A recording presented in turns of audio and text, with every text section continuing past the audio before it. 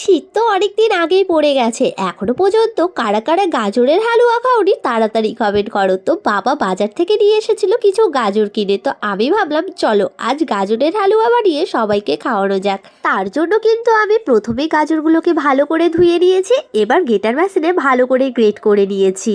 কড়াই দিয়ে দিয়েছি ঘি, এবার গাজরগুলোকে ভালো করে ভেজে নেব। এদিকে কিন্তু প্রায় আমার গাজরগুলো ভাজা কমপ্লিট হয়ে গেছে। এবার দিয়ে দিয়েছি উষ্ণ গরম দুধ 3 কাপের মতো। তারপরে দিয়ে দেবো স্বাদ মতো চিনি। চিনি দেওয়ার পর কিছুক্ষণ ঢাকা দিয়ে রাখবো গাজরটা সেদ্ধ হওয়ার জন্য। গাজর কিন্তু এদিকে সেদ্ধ হয়ে গেছে, তোমরা দেখতেই পারছো।